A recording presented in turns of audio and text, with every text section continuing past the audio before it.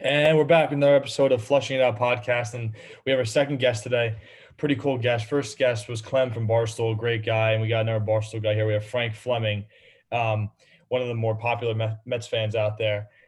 Frank is he's a legend amongst us Mets fans, and he truly embodies a frustrated Mets fan and how we all are at our worst with this team, and everything it brings out of us. So, Frank, thanks for coming on. We appreciate it. All right, no problem. Yeah. So it's definitely cool talking to you. I guess I just want to start off by saying, like, when was, I guess, the first time, maybe not the first time, but like when did your fandom for the Mets like first start when you were younger? Probably around 1985. That's a pretty good start. First time I went to a Met game. Gary Carter hit a home run. Mets won 1-0 behind Bruce Bereni. Oh, okay. Yeah. So Frank's been around for a while in terms of the Mets, but what do you think about this offseason so far too? Because I mean, I know it's over, but our last podcast we kind of did an overview of the offseason. So what would you kind of give it on a grade of 1 to 10 after 1 to Cohen's 10, I think I'd maybe give it an 8. An 8? Yeah. I think one of our guys gave it an 8 too. I mean, if you're gonna give it a letter grade, it would be a B. Yeah. A B off season. Why not A? What's holding you back? That they didn't do everything I wanted. I mean, I think a B is a fair grade. Yeah. They could probably use another bullpen arm. Right. I would have loved George Springer. Need a third baseman. I mean, yeah, that's why instead of it being an A, it's a B. Right. Yeah, we were saying too how we were disappointed the fact that they didn't extend Conforto and Lindor just yet either. Yeah. So it's a fair point. Windrum, I know you got some questions. You can fire them off. I'll take the Yeah, next Mal, one. if you go first, I'll go last. All right, so then, so throughout all the years of you being a Mets fan, if you could put together a dream team with one pitcher and then 9 position players, where would you go?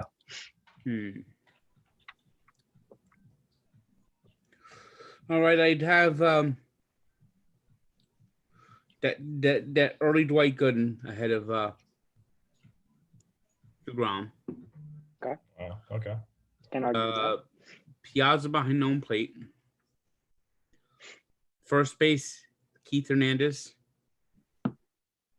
Second base, I'll put Edgardo Alfonso. Shortstop, who knows? Maybe Lindor. Third base, David Wright. Left field. Left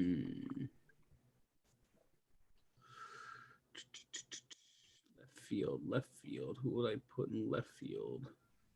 Not too many famous Mets left fielders. That's a tough position. Yeah. And this is just during my fandom, right? Yeah. Yeah. Jason Bay doesn't do it for you? No, definitely not Jason Bay. Yeah, absolutely not. I mean, I'd probably grab someone from another outfield position and put him in left field. You do that. Take 3 outfielders in general.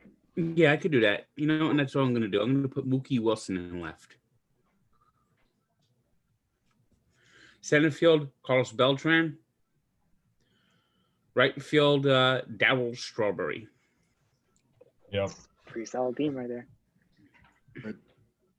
And then for the second question, do you think the Mets will win a World Series during the Steve Cohen time frame of 3 to 5 years that he gave? Well, we'll see. They got to just continue to get the job done. Yeah.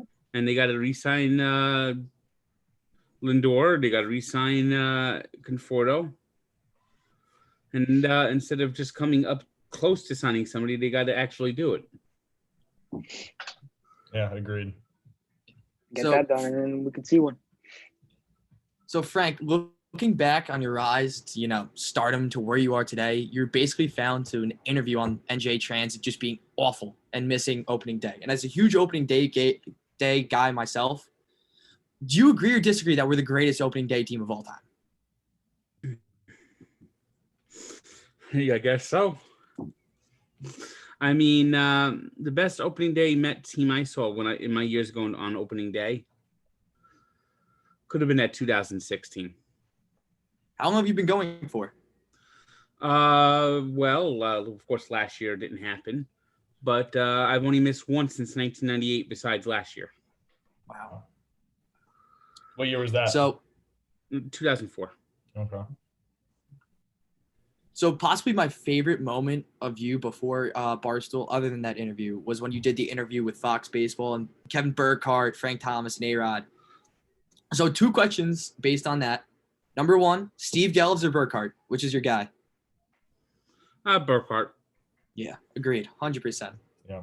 And I know you said in the interview how much you hated A-Rod and how much you loved to boo him. How mad would you have been if he was our owner right now? Well, it depends on what he did in the offseason. If he didn't spend, if he just continued to whoop on cheapness, then I would not be happy. Fair enough. He's a sellout too. Because he was talking about how the players should take on a salary cap. And he got $250 million contracts and he was a player. So that would have been interesting to see him in power like that. That would have been Wanted to be a Met. Different. So another thing you said during that was the worst Mets team you've ever seen is 93. Put you through the most pain.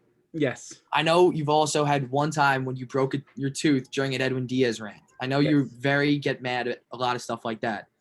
So which Met moment has put you in the worst state of your fandom? Was it the 93 season or the back-to-back collapses in 07 and 08? Oh, the back-to-back collapses. Yeah. I mean, we were all young for that, but that was just something I don't think I'll ever get rid of. 1993 was the closest I came to dropping the Mets.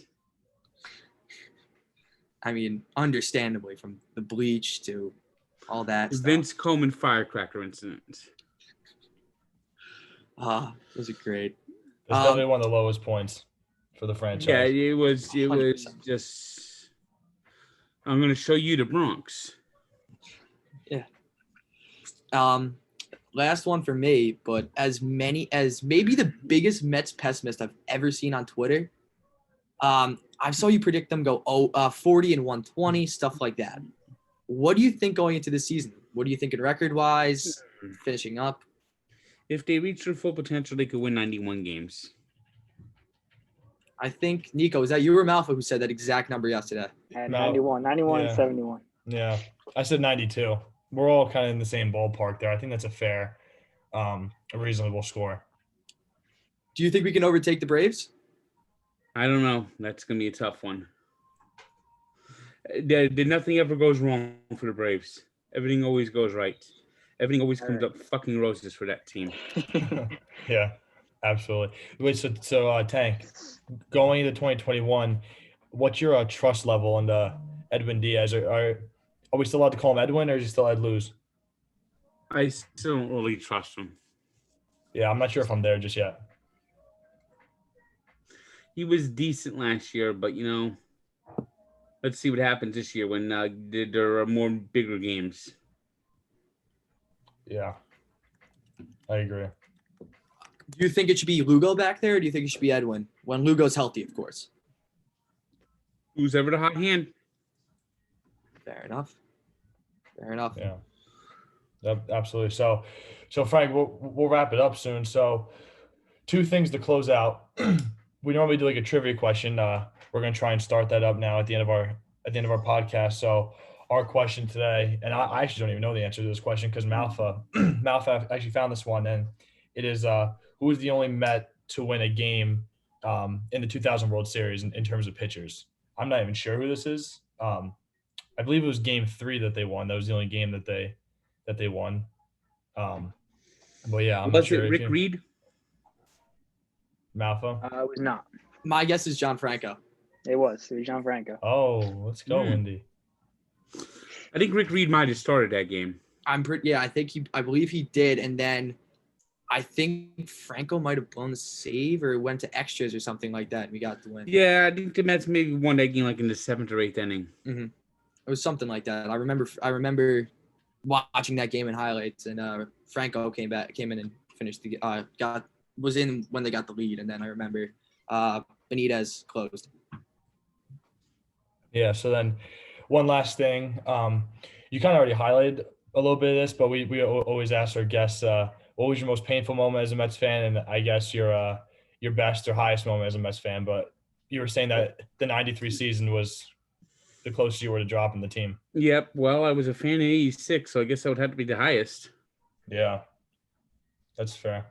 You were there for the last World Series. Was that almost like easier for you to become a Mets fan because you started to pay more attention to the team in the mid '80s when that was kind of New York's team? Yeah. It was '85 was the first really full season I got into baseball. Right. And like that was because of like Doc and Daryl and like the young guys they had there. Yep. The Channel 9 had that the catch the rising stars, see them all on Channel 9. The Mets are all the world to see, so catch the rising stars. Right. That's awesome. Yeah. Were there your favorite guys on that team, or were you a Carter guy, Mookie? Definitely a Gooden guy. Gooden. I mean, I know you said Piazza's your number one guy of all time. I remember you said that before. Yeah. So do you have another, like a number two? Is Doc number two? Is it someone else? Maybe Keith Hernandez. Nice. Love it.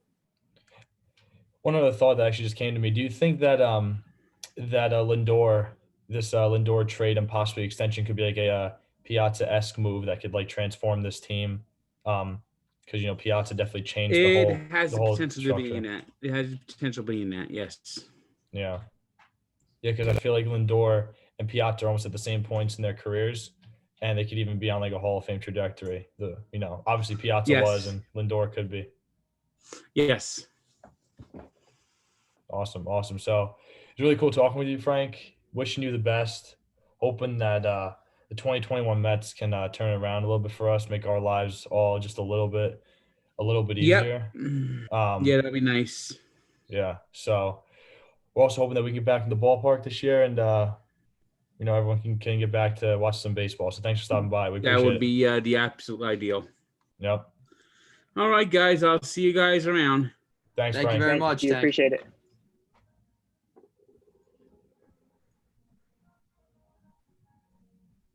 All right. Let me see. How do I get out of here? There we go. All right. See you later. See you, Frank. Thank you. So shout out Frank the Tank, NJ Tank on Twitter, I believe is his handle. Windrum, another guest. NJ for Tank Wendy. 99. NJ Tank 99. So, I mean, anybody who listens to this probably knows about Frank the Tank. So we don't need to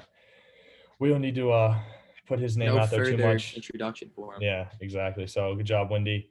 Wednesday, Matthew Cerrone, founder of the Mets blog. So we're staying hot. We're staying hot with guests. Hey, stay hot. Maybe the team could do that too. Yeah. Gotta be the mojo. Yep. So I'll catch you boys on Wednesday. See you on Wednesday. Wednesday.